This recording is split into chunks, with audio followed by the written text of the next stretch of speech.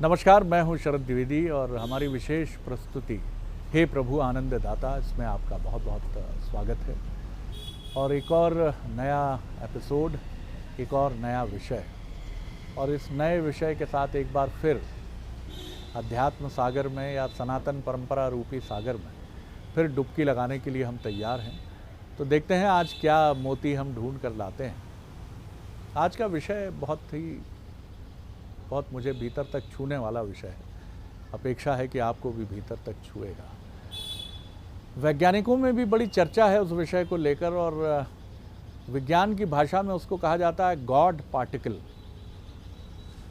ईश्वर का अंश अगर उसको हम अनुदित करें कि गॉड पार्टिकल है क्या, और ये गॉड पार्टिकल हॉलीवुड की फिल्मों का भी बड़ा चर्चित विषय रहा है। और इसी गॉड पार्टिकल के बारे में कहा जाता है कि ये वो ईश्वर का अंश है, जिसको आप पारस अंश भी कह सकते हैं, कि अगर हम उससे स्पर्श हो जाए तो फिर हम भी ईश्वर के तुल्य हो जाएं या ईश्वर सदृश हो जाएं, या वो सारी अपेक्षाएं, कामनाएं, क्रोध, नैराश्य, दुर्गुण सब दूर हो जाए। आज लेकिन हम यहीं से बात करते हैं कि ईश्वर क्या है, कहाँ है, पुकारने पर आता है कि नहीं आता है। गॉड पार्टिकल की भी बात वैज्ञानिक करते हैं। कोई अविनाशी तत्व तो है जिसका ना जन्म हुआ, जो ना नष्ट होता है। विज्ञान कुछ इसी तरह की बात करता है। तो आखिर क्या ईश्वर भी इसी तत्व का बना है, कैसा है, कहाँ है? और भक्त जब आर्तनाद करता है तो वो पुकार सुन के किस रूप में आता है? क्या किसी एलियन की तरह आता है, या दृश्य ही रहता है, या आप जिद करिए तो दृश्यमान भी हो सकता है? बड़े प्रश्न हैं, कोई श्रृंखला का अंत नहीं है। आज इसी पर हम बात करेंगे। हमारे साथ हैं मानस मर्मज्ञ, भगवत गीता के अध्येता प्रोफेसर सुरेंद्र बिहारी गोस्वामी जी। प्रणाम करता हूं आपको। और यही जिज्ञासा आपके सामने रख रहा हूं जो करोड़ों अरबों लोगों की जिज्ञासा है कि कहाँ है प्रभु आनंद दाता।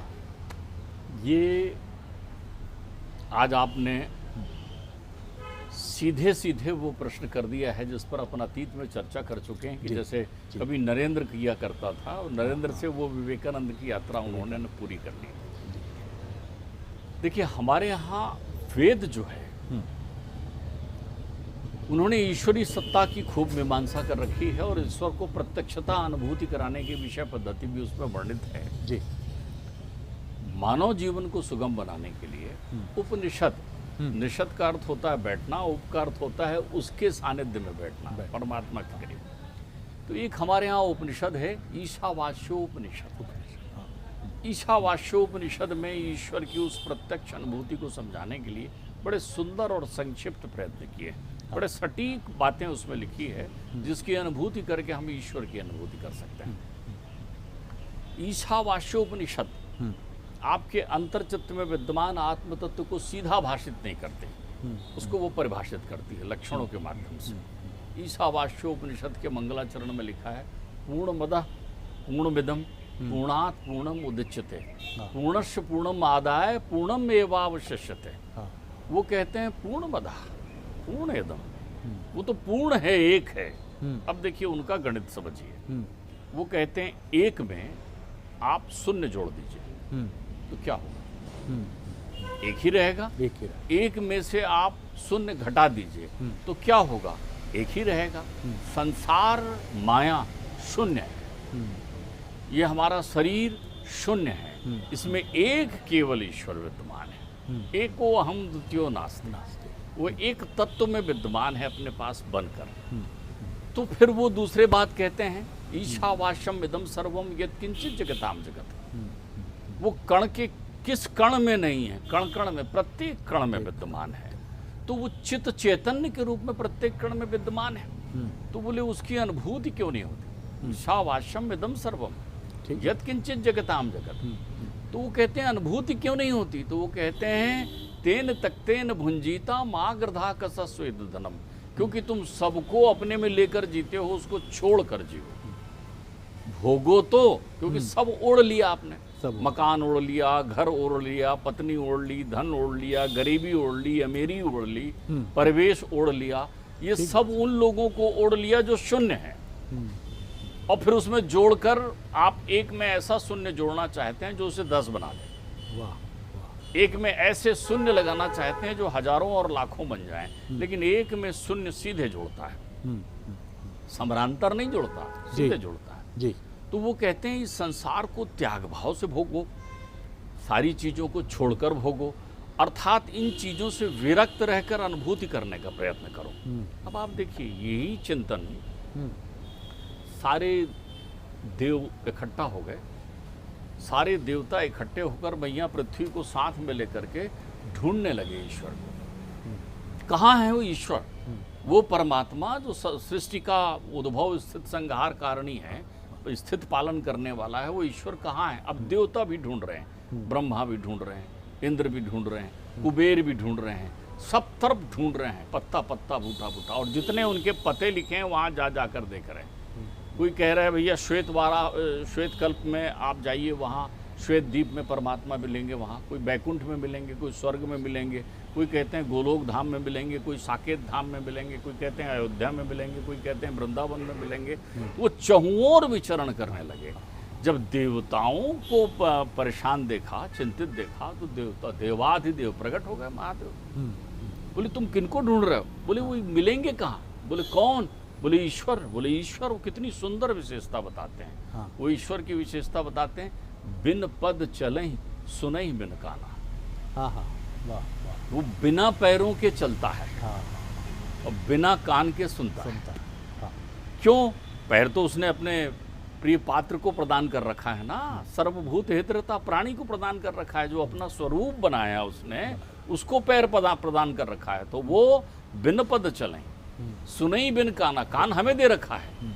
अब ये अलग बात है कि हम अपने कान से क्या सुनते हैं, हम ईश्वर थोड़ी सुनते हैं, ईश्वर के विषय में थोड़ी सुनते हैं, हम तो विषयी नाद सुनते हैं ना।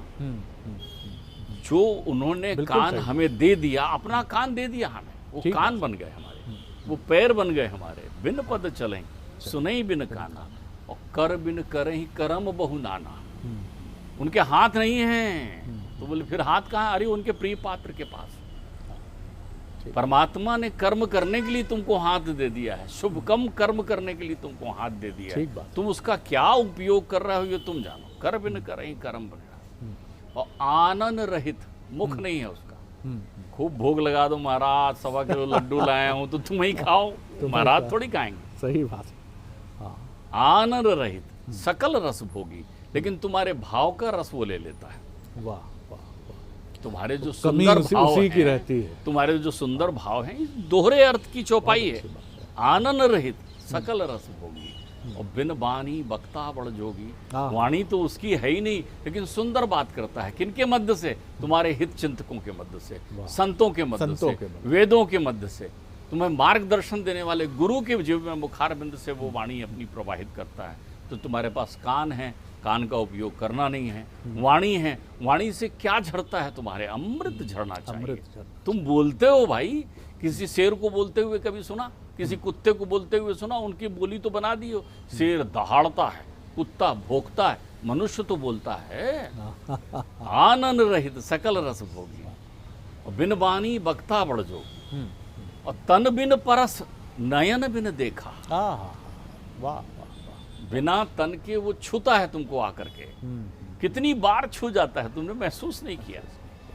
वेद कहता है ऋतम पे बंतो श्रुकतश्य लोके। इस मनुष्य रूपी शरीर में ऋतम पे बंतो, बैठकर वो सत्य का पान करता है। रित रित, क्या बात। ऋतम पे बंतो है, अर्थात तुम्हारे साथ कैसे?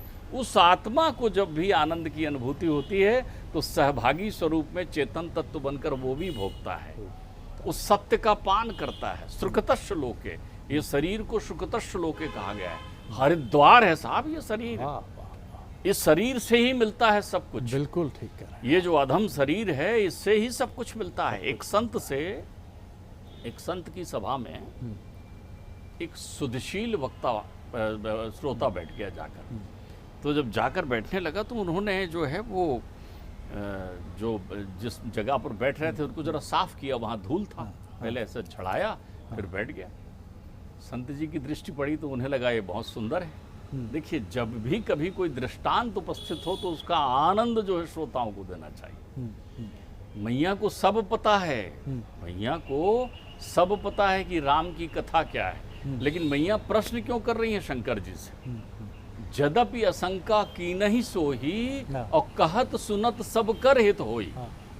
आप यदि जानते भी हैं तो इसलिए पूछिए कि यदि वो लोक हित का हो तो प्रश्न पूछिए, स्वहित का हो तो जबरदस्ती मत पूछिए आप उसको।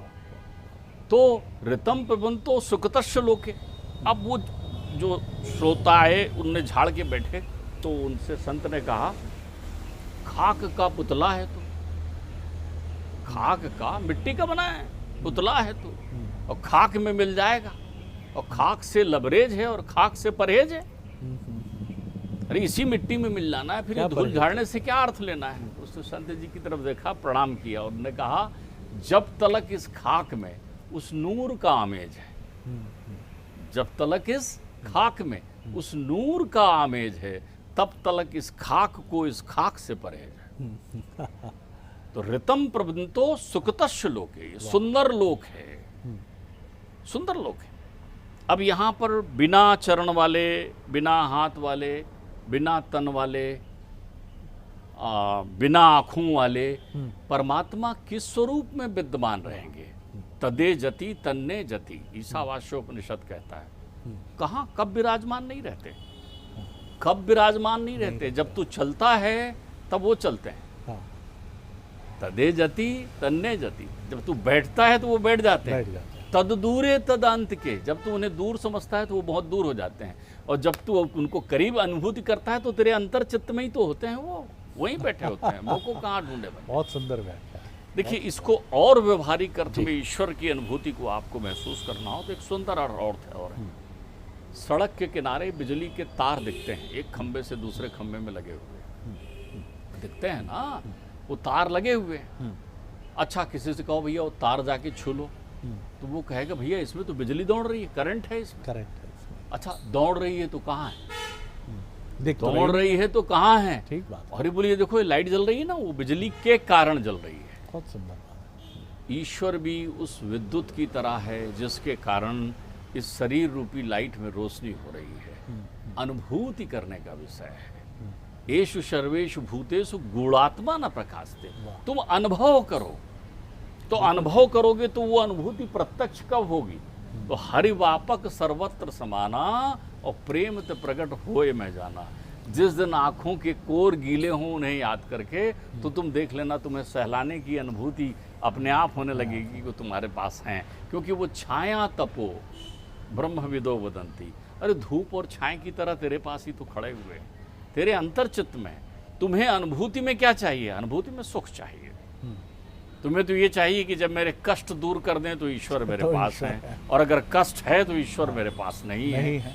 कष्ट तो तेरे शरीर को है, आत्मा तो अनादि अखंड अछेद है, उसे तो कोई कष्ट नहीं है। तो उसे अनुभूति करने की कोशिश कहाँ कर रहा है? बाहर बहुत दौड़ लगा लिया। देखिए, पाश्चात्य संस्कृति और भारतीय संस्कृति में मूल अंतर क्या है मालूम? पाश्चात्य की संस्कृति बाहर दौड़ती है, भीतर वो उसको कुछ अनुभूति नहीं होती, वो अंत समय में भीतर की तरफ जानना चाहती है। और हमारी संस्कृति पहले तुम्हें भीतर तृप्त कर देती है, फिर बाहर दौड़ाती है। तो आप अधजल गगरी छलकत जाए नहीं होते, आप पूरी तरीके से तृप्त होते हैं। तो जब तक तुम्हारे अंतर चित्त में, ध्यान रखिए, ईश्वर कोई अतिथि नहीं है। ईश्वर तुम्हारे घर आएगा तो तुम कैसे स्वागत करोगे? चलो कल आ रहे हैं ईश्वर तुम्हारे घर, तुम कैसे स्वागत करोगे? वो तो गुहा पृष्ठो परमापरार्ध हैं, वो तो हृदय कमल में आएंगे ना। देखिए कितनी सुंदर बात है। हम रोज उनकी बारे में उनका विश्लेषण जानते हैं, लेकिन उसको खाली रट लिया है। कभी ईश्वर कैसे हैं? देखिए, कर्पूर गौरम, आकाश की तरह, करुणावतारम। और कौन है? करुणावतारम। फिर क्या है? संसार सारम, संसार के सारभूत ईश्वर हैं। तुमने कभी उनको सारभूत माना? तुमने तो धन को सारभूत माना, तुमने बच्चे को सारभूत माना। आरती गाने के लिए गा रहे हैं, और ईश्वर कहाँ रहता है? सदा वसंतम हृदयारविंदे, वो तो हृदय कमल में ही रहते हैं ना। तो अब आ रहे हैं ईश्वर हृदय कमल में रहने। तो मालूम चला आपने ईश्वर को ऐसा एयर कंडीशन कमरा दिया है जिसमें कचड़े बहुत हैं और अंधेरा है, कचड़े बहुत हैं और अंधेरा है। तो उस अंधेरे में तुम्हें ईश्वर कहाँ दिखेगा? पहले तुम रोशनी करो, विकारों का, अज्ञान का, माया का तम हटाओ, तब जाकर ईश्वर मिलेगा। बहुत सुंदर आपकी व्याख्या रही है। हम अक्सर कहते हैं कि हृदय में ईश्वर विराजें, लेकिन विराजें कहाँ? जैसा गोस्वामी जी कह रहे थे कि उस कमरे में, हृदय रूपी उस कक्ष में तो जगह ही नहीं है। कहीं वहाँ नोटों की गड्डियाँ विराजी हैं, कहीं व्यवसाय की या काम की चिंताएं विराजी हैं, उनका फर्नीचर भरा है, तो कहीं कोई सुंदरी विराजी है, कहीं पुत्र और पुत्री विराजे हैं, कहीं पत्नी की मनोरम छवि विराजी है, कहीं मित्र हैं, कहीं प्रतिद्वंद्वी हैं, कहीं शत्रु हैं। आपके हृदय में, हमारे हृदय में जगह कहाँ है साहब? और शिकायत ईश्वर से कि आप आते ही नहीं। कि अगर आप हृदय में विराजते हैं, कर्पूर गौरम, कितना सुंदर श्लोक है, और उसी की अगली पंक्ति जो बताती है कि हृदय में है, तो हृदय में तो जगह ही नहीं रखी हमने, तो विराजेंगे कहाँ से? तो पहले तो हृदय में जगह बनाइए, हटाइए ना बेकार की चीज़। जब आप हर दिवाली पर या हर त्यौहार के समय किसी भी धर्म के आप कहते हैं कबाड़ा हटाना है, तो कबाड़ा तो संसार में बहुत सा है साहब, कबाड़ा तो बहुत सारा है। आप कितना कबाड़ा हटाते भी हैं। इसी बार मैंने कितने मित्रों को कहते हुए सुना कि इस बार दिवाली की सफाई ऐसे करेंगे। अरे भैया, तो मन के कबाड़े की तरफ भी तो आइए। और कितनी सुंदर बात प्रोफेसर साहब ने हमसे कही कि बिजली तारों में दौड़ती है, नज़र नहीं आती। ईश्वर की अनुभूति भी ऐसी ही है। और कितनी सुंदर बात है। देखिए, बिजली की उपमा ही क्यों, बिजली संग्रहित भी नहीं की जा सकती, ईश्वर की कृपा भी संग्रहित नहीं कर सकते। कि बड़ा कष्ट आया है, कोरोना हो गया था पिताजी को, बहुत वेंटिलेटर पे थे, ये कृपा निकाल रहा हूँ थोड़ी सी, ये डाल रहा हूँ इनमें पिताजी की तरफ, ये कृपा गई पिताजी पर, पिताजी स्वस्थ। ना ना ना, ये तो जैसे बिजली उत्पादित हो रही है और उपयोग में आ रही है, कृपा भी वैसी ही है। जितना कर्म आप करेंगे, यानी कर्म रूपी जितना उत्पादन आपका होगा, उतनी ही बिजली कृपा रूपी आपके जीवन में बनेगी। तो ध्यान रखिए, अगले अंक में, अगले एपिसोड में एक और विषय को लेकर आपसे फिर मिलेंगे। अनुमति दीजिए। बहुत धन्यवाद प्रोफेसर गोस्वामी विचार मंथन के लिए। अनुमति दीजिए। नमस्कार, धन्यवाद।